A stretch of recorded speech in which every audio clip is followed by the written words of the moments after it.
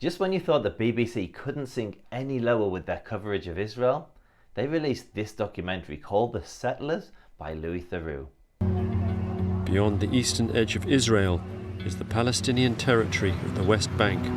It was occupied in war by Israel in 1967. And we're 1 minute in, and already they've set the tone for the entire video.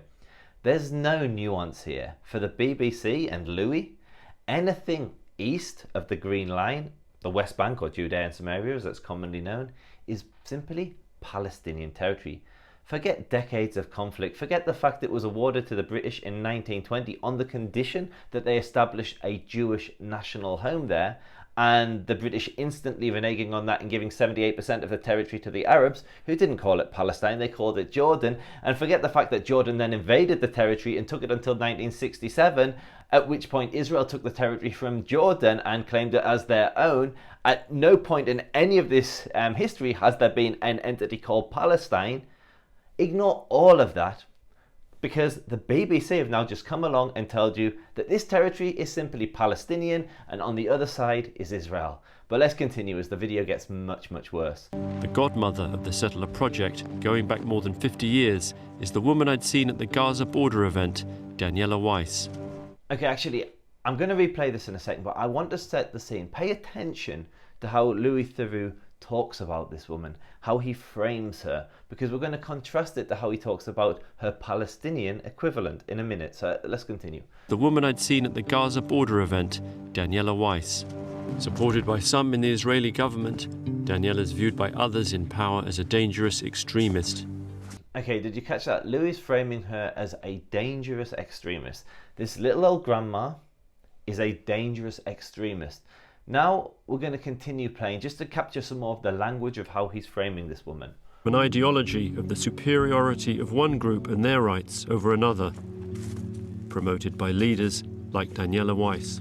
Okay, you get it. He's framing her as a supremacist. So the settler movement, which he says is led by Daniela, is a Jewish supremacist. And actually it's more than Jewish supremacist. If you watch the video, it's religious Jewish supremacism. You see, he doesn't talk at all about any of the historical or political claims to the land. He focuses it purely on religious. Anyone he interviews is just talking about it being, this is our God-given right to the land.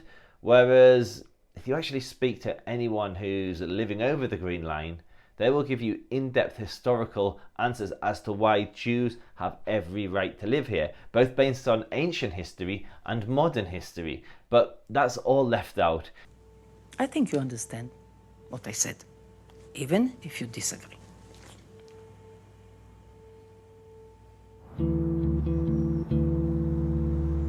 There was something unsettling about hearing Daniela's ethno-nationalist vision. Okay, so he's framing this whole thing as ethno-religious. Now, one little detail that Westerners like Louis conveniently leave out is that Israel, the state which Daniela belongs to and supports, is a multicultural society. There are 2 million Arabs, over 2 million Arabs, that live in the state, along with 7 million Jews. Those Arabs have complete equality. They fight in the army, they serve in the judiciary, they serve in government. In contrast, there are 0 Jewish Palestinians. And this point is going to become very important when Louis introduces this next guest. I'm Louis. Hi, Louis. Nice Issa. to meet you. Welcome. Thank you for having us. Issa Amro, a Palestinian activist, was born here in the settler-occupied area. For nearly 20 years, Issa has been an advocate for non-violent resistance against the occupation. Did you catch that? Louis frames Daniela as an extremist Jewish supremacist, and her counterpart in the documentary, Issa Amro, is portrayed as nothing but a simple, non-violent Palestinian resistance activist.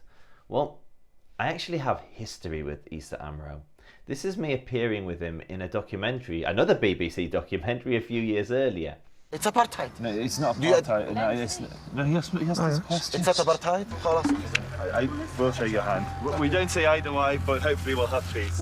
Now, in that documentary, although it wasn't included in the BBC footage, Issa explicitly stated that every Jew that was living in Judea and Samaria, every Jew that was living in the West Bank, needed to be ethnically cleansed, removed, kicked out, gone.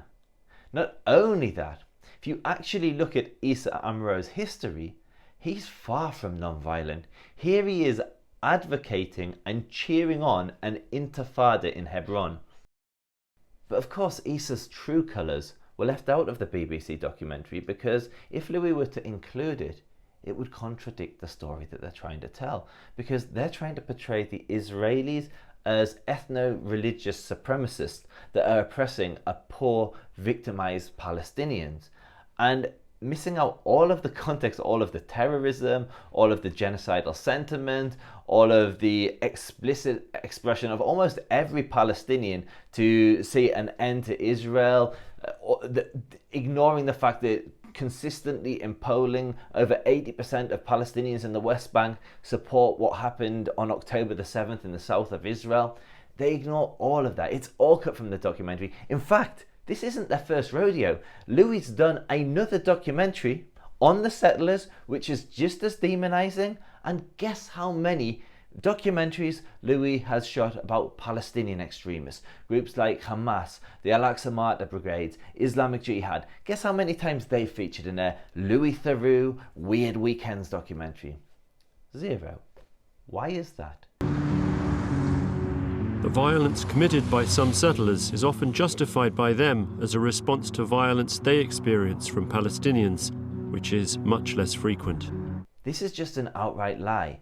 More Israelis have been killed by Palestinians than Palestinians have been killed by settler violence, and I can prove it. These lists of names are from B'Tselem, an anti-occupation, or at least that's how they frame themselves, NGO. I see them as anti-Israel, but that's another video. And in this you can clearly see that 10 Palestinians have been killed in settler violence and 15 Israelis have been killed by Palestinians. So no, Louis, it isn't much less frequent as you claim. It's actually far worse. But you frame it this way because it's very clear that this is political propaganda. It's not a neutral documentary. And it's very clear that you have disdain. No, you don't have disdain, you have hatred of Israeli settlers. And I can show it. What I want you to do, I'm going to play a clip of how Louis talks to Daniela. And then I'm going to play some clips in a minute of how Louis talks to murderers and neo-Nazis. See if you can spot the difference in his demeanor and his attitude. Settlers do not wake up in the morning or do not go wait for sundown to attack. No, no, no, no. Why should we wake up in the morning and think about violence? Why? Our life is good. Because you want the Palestinians to leave.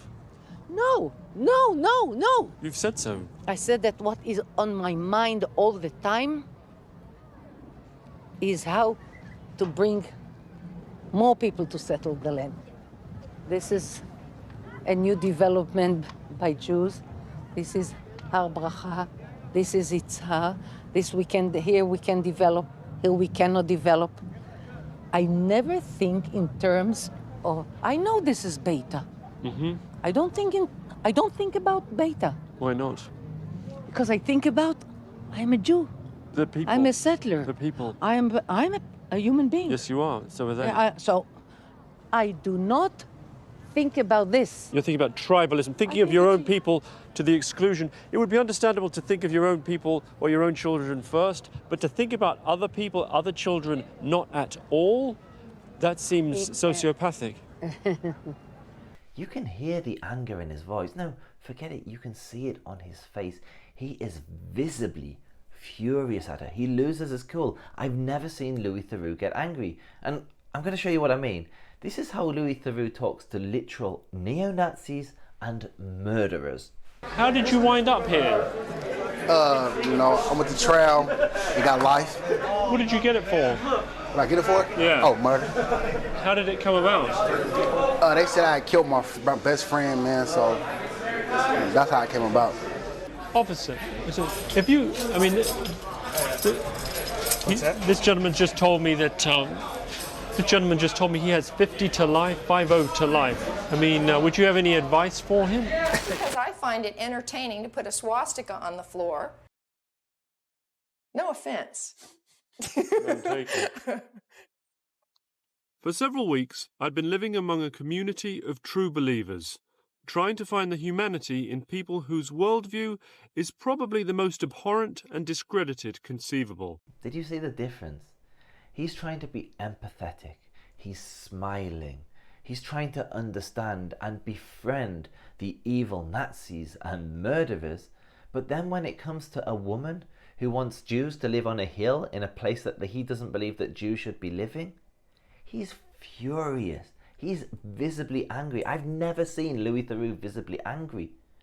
And it's so depressing as a Jew to witness this, because there is complexity, there is nuance. Yes, there are Arabs that live on the land, but there are also Jews who have a legitimate claim to live there as well, based on ancient and modern history. There's been a continuous presence of Jews. He went to Hebron. Jews have lived in Hebron for centuries, for millennia. We were massacred there in the 16th century.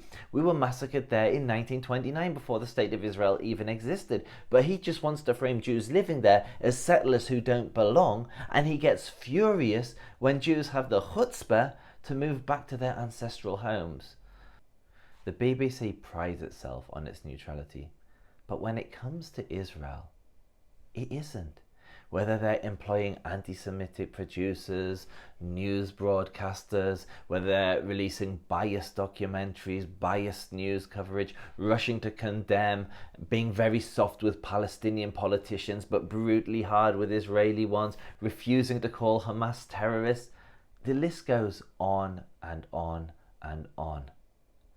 It's no wonder that so many Britons have a negative view of Israel when the biggest media company in the UK is so obviously hostile to the world's only Jewish state.